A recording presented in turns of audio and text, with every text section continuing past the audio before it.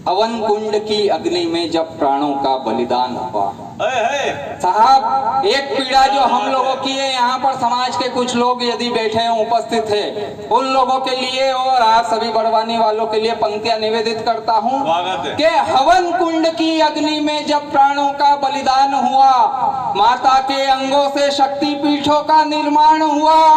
पावन शक्ति पीठ हमारे भारत भू के गौरव है, धन संपदा यही हमारे वैभव है। किंतु एक पीड़ा है मन में, सबको मैं बतलाता हूँ। हिंगलाज का वंशज हूँ मैं, अपनी पीड़ सुनाता हूँ कि 47 के बंटवारे में हमको जब यूं चला गया, सत्ता लोलुपता चक्कर में धाम हिंगुला चला गया, तो दिल्ली से है यही निवेदन, तुमसे ही अब आशा है।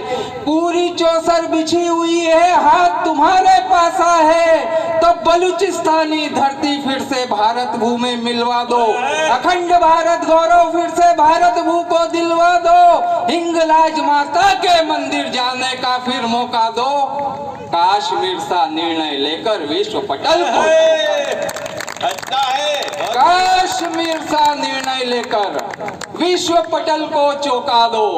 और साहब, दादा ने परिचय दिया कि उस धरती से आपके बीच में उपस्थित होता हूं जहां चंद्रशेखर आजाद का जन्म होता है। वो सुना तब वह पंक्तियां सभी के बीच में निवेदित करना चाहता हूँ। वह सर्वाधिक वायरल पंक्तियां जो हिमांशु भावसार को हिमांशु हिंद बनाकर आज बड़वानी गौरव महोत्सव के इस गौरवशाली मंच के ऊपर खड़े रहने का सामर्थ्य प्रदान करती है। मैं परिचय करवाना चाहता हूँ आप सभी का कि हमारे मध्य प्रदेश के गौरव कौन हुए हैं। साहब, हमें यदि राजस्थान की धरती पर गर्व होता है कि उस धरती ने महाराणा प्रताप को जन्म दिया, हमें यदि महाराष्ट्र की धरती पर गर्व होता है कि उस धरती ने वीर शिवाजी महाराज को जन्म दिया, तो मुझे इस मध्य प्रदेश की धरती के ऊपर भी गर्व होता है जिसने चंद्रशेखर आजाद को जन्म दिया।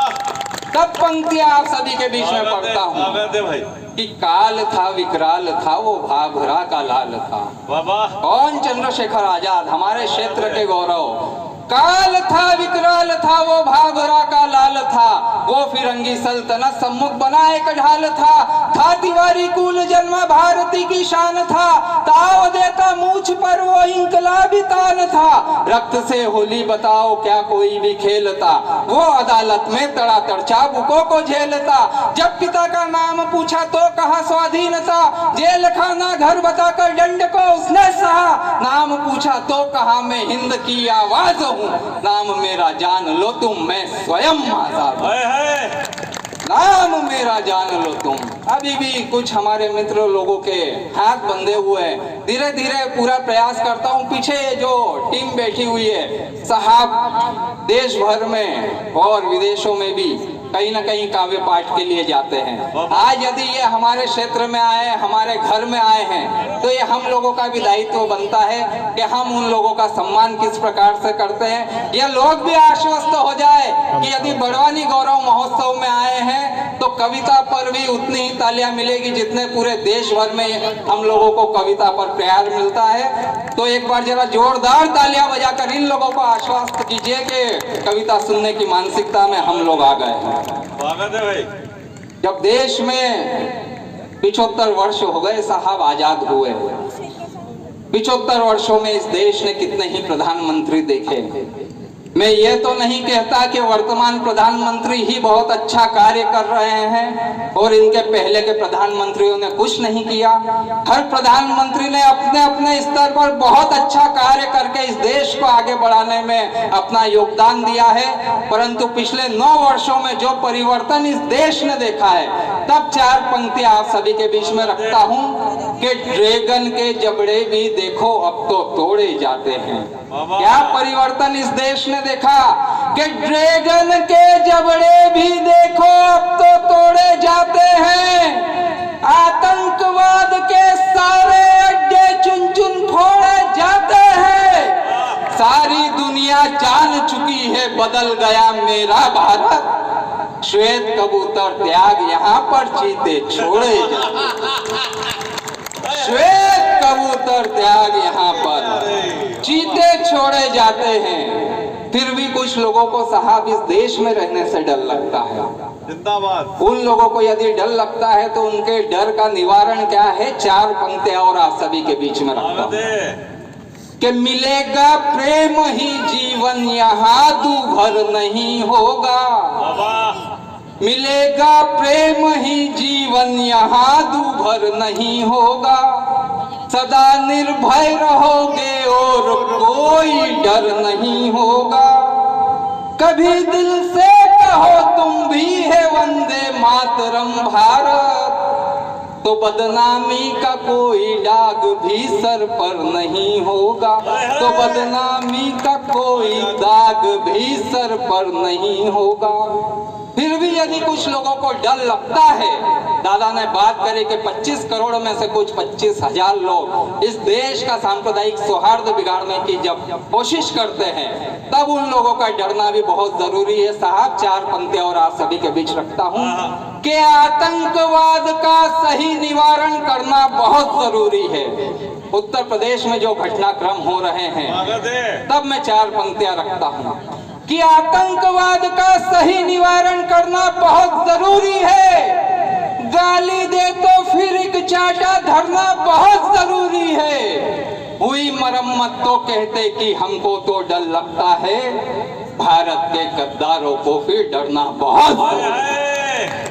भारत के गद्दारों को फिर डरना बहुत जरूरी है। बहुत बढ़िया। और साहब कुछ लोग, वे कौन लोग हैं जिन्हें इस धरती से नफरत हो जाती है? भारत माता की जय कह देने पर कुछ लोगों को आपत्ति हो जाती है। तब मैं 4 पंक्तियां और आप सभी के बीच में रखना चाहता हूं। जिस मंच पर सबिया असर जैसी कवित्री उपस्थित होती है, यहाँ पर भी कुछ हमारे मित्र लोग बैठे हुए हैं। पहली पंक्ति में उन लोगों के लिए, सबिया जी के लिए पढ़ता हूँ, और बाकी की 3 पंक्तियां उन लोगों के लिए जिन लोगों को इस देश में रहने से डर लगता है, जो इस देश की खाते हैं परंतु गाते किसी और मुल्क की है। सब मैं पंक्तियां आप सभी के बीच निवेदित करता हूँ कि जो दिल से देश प्रेमी है नहीं संभव की भटका दो। जो देश प्रेमी लोग हैं साहब, जो दिल से देश प्रेमी है नहीं संभव की भटका दो, मगर जो देशद्रोही है करारा उनको झटका दो। मुकदमा क्या चलाते फैसला चलकर अभी कर दो। जो भारत माँ को गाली दे उन्हें फांसी पे लटका दो। जो भारत माँ को गाली दे उन्हें फांसी पे लटका दो। जब बात भारत माता की जय की होती है, जब बात वंदे मातरम की होती है, तब 4 पंक्तियां और एक सांसद जब वंदे मातरम के गान पर संसद भवन से उठकर बाहर निकल जाता है, तब पंक्तियां सभी के बीच रखता हूं कि मजहबी बीज बोए हम आंसुओं से धोए, देश में तो अब शमशान नहीं चाहिए। मजहबी बीज बोए हम आंसुओं से धोए, देश में तो अब शमशान नहीं चाहिए। राष्ट्रगीत को जो छोड़े संसद से मुख मोड़े, नेताओं का ऐसा अभिमान नहीं चाहिए। तो कब तक अपमान सहेगा ये हिंदुस्तान, नेताओं की ऐसी झूठी शान नहीं चाहिए। तो देश से निकाल फेंको, सीमा पार मार भेजो, जिसे वंदे मातरम गान नहीं चाहिए। देश से निकाल। चलो एक और पढ़ो। भारत माता की जय का घोष यदि लगे तो पूरा बड़वानी नगर, पूरा बड़वानी नगर एक साथ घोष लगाए। लगना चाहिए कि बड़वानी नगर में देशभक्तों की महफिल बैठी हुई है। भारत माता की, भारत माता की। यह देश साहब मर्यादा पुरुषोत्तम प्रभु श्री राम का देश।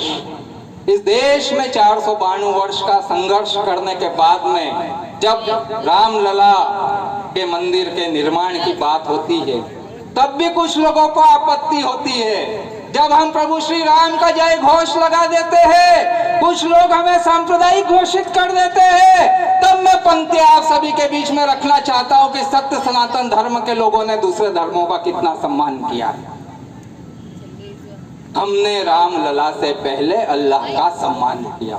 बाबा साबिया आसड़ जी की उपस्थिति होती है। साबिया जी यदि कहीं ना कहीं लग जाएगी पंक्तियां अगर मैंने गलत पढ़ दी हो तब आप पीछे से कह सकते हैं, कविता आधी अधूरी छोड़कर मैं अपना स्थान ले लूंगा।